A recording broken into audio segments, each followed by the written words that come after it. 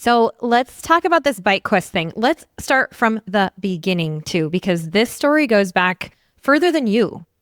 Well, it goes back to when I was 14 years old. Okay. So let's start there. Yeah, I was a teenager, and all of a sudden, my dad, who's an odd guy, decides he's going to start walking from capital to capital. This was 1984. So you know that I'm 55 now. So it was a long, long time ago. Yeah, he just decided, and he was probably around 47 years old or so at that time. And he just decides he's going to start this project, this walking from capital to capital in the United States, in the lower 48 plus DC. So he had always planned on 49 capital routes. He wasn't really a walker before. He always had to be different. That's what I would say. That was the only thing that I could kind of figure out on what would drive him to do this. So he just announced it. My brother took him to Springfield, Illinois, dropped him off, and he started walking. And we were all just like, okay. I, of course, though, at 14 years old, was mortified because no one wants weird parents. You just want parents that are like all the other parents, really. And he definitely wasn't, for many, many reasons. And I knew that my whole teenage life or whatever. But that was kind of like the topping on the cake of like, you're what? And so that went on, and he not recruited, my mother, who is a very dutiful wife. They're still married. They're still alive. They're turning 89 this month.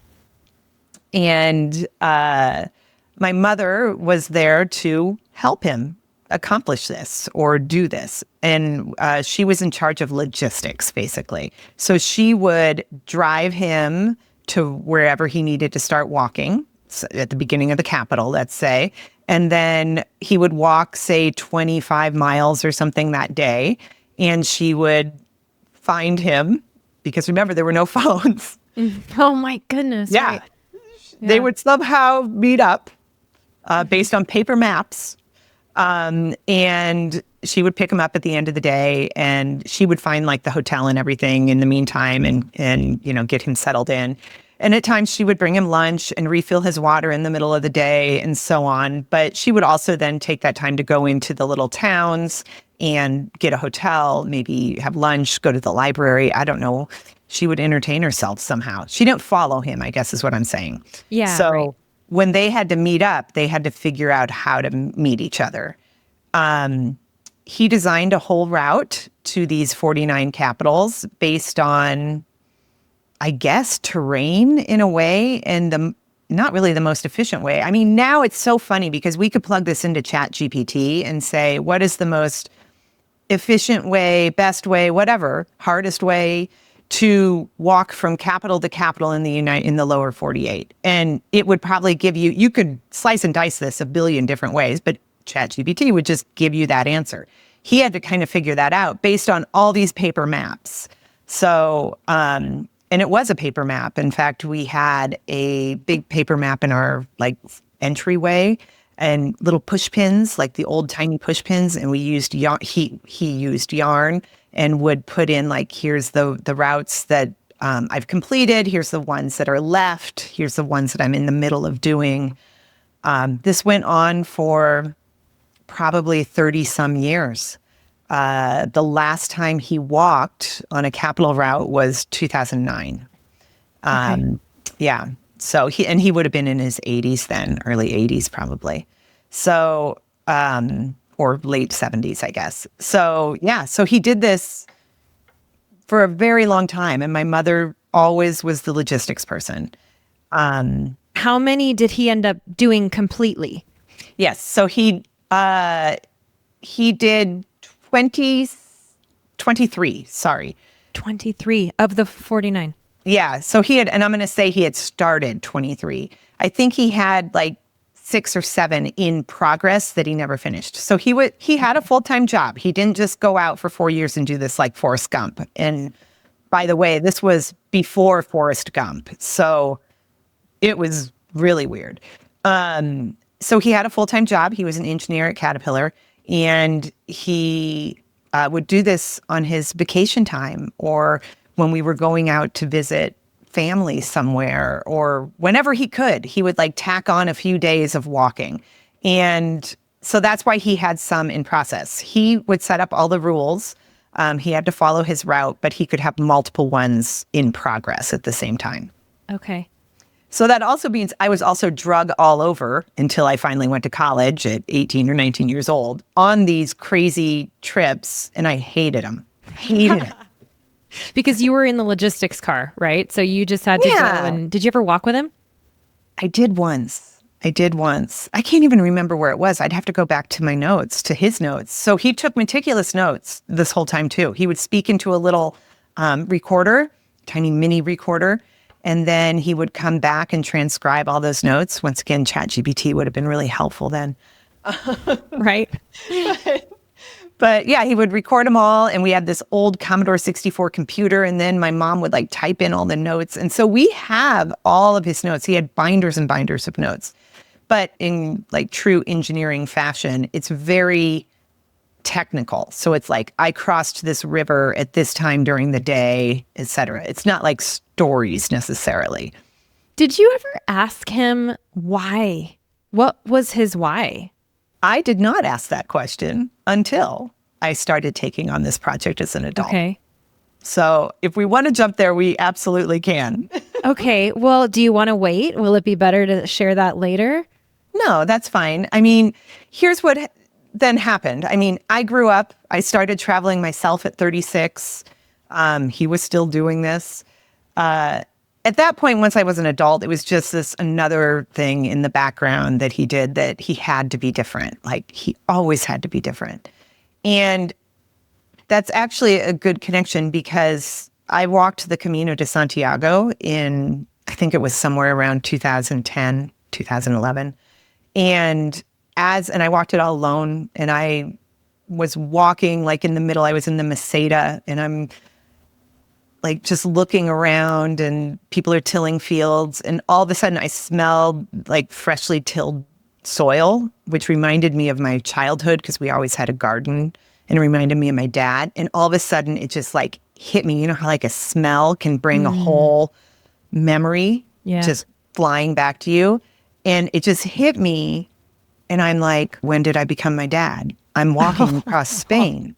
Like, yeah, it was just such an aha moment. And then I had another few 100 miles to sit there and think about, oh my gosh, it's not just that I'm walking across Spain, but like everything I've set up to this point, leaving my corporate job, trying to be different, doing something new, going off into this whole crazy world of content creation or blogger. And I always had to be different as an adult. And it just really, all of a sudden, that moment where you're like, I have turned into my parents. And when the hell did that happen?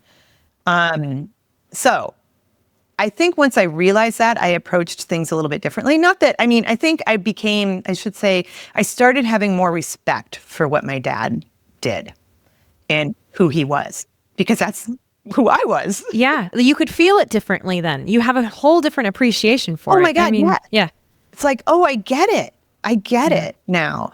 And so anyway, I think I had started this now. I was admired it more. And in the back of my head, I think also, you know, he was slowing down for sure. He wasn't going to be able to finish this whole quest that he put forth that was really ambitious. My mom was getting tired of logistics. She was, you know, upper 70s, and it just kind of fizzled. And I was always really sad, mainly because he was someone who always taught us to finish what you start. Like, I hated that, but that's what he taught us. And so it kind of made me sad that he didn't finish it. But at the same time, I was so impressed that he had come up with some crazy idea that no one had ever attempted, to my knowledge, and I've researched this, no one's ever attempted or done in the future. Like, yes, there are people that have done things with capitals or visited all the capitals, but no one has tried walking from capital to capital. And I had a lot of admiration for that. As someone who's constantly trying to figure out how to see the world differently or how to stand out and be different among all this content noise. I'm like, how the hell did he do that?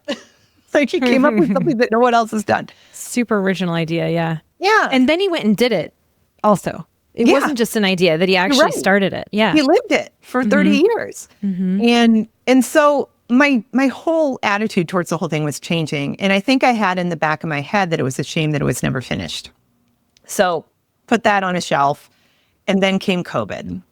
In COVID, when we couldn't travel, was really hard for me because, as you well know, like that's my business and livelihood. I need to be on the go. And so that was really hard. And during that time, I started biking because I had this old bike that I bought off of Facebook. It was crap. And I'm just like, well, you know what? I want to get out. I need to explore. I need to feed this in me. If I can't get on a plane, I'm just going to go out and explore Denver. Okay.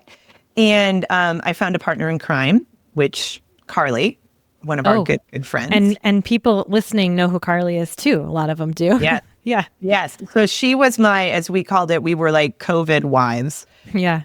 She lived a block from me. And so we quarantined kind of together and we started biking. And we biked and biked and biked. And we had the worst bikes. We'd bike with our masks on, and she had a big cruiser, and we were like going 40 miles by the, just seeing like how all the bike trails hooked up, and we were learning so much about Denver and so on. The second year of COVID, we both got new bikes because we're like, well, this isn't going to work. And it was right before the bike crisis when you couldn't find a bike. Yeah. Good timing. Yes. So we got in there right at the right time. So I took up biking and I absolutely loved it. Once I got the right bike, I really fell for biking. It made a big difference. And so one day I was just sitting here with one of my other friends, Vicky, and we were talking. It was still kind of during COVID. And somehow I started talking about this thing that my dad did. And she was fascinated by it because it was weird. And that's when it kind of hit me that I'm like, I could finish this now, but I could do it by bike because I don't want to walk the 9,000 miles that he has left for the next 30 years. Yeah. That didn't, even though I like hiking, that just didn't appeal to me. But all of a sudden, this new sport that I had just taken up, that seemed like fun. And that's what did it. And so then I decided also that I would get back to my parents in South Dakota. That's where they live. Go up to the attic and pull all those binders down of notes and figure out where he was in it and see if it was even going to be possible. Do I think I could do this? And that then kind of led to this whole idea to do a docuseries about it. So that's when I brought another girlfriend who's a videographer to South Dakota. And that's finally when we sat down my parents and I started talking to them about it.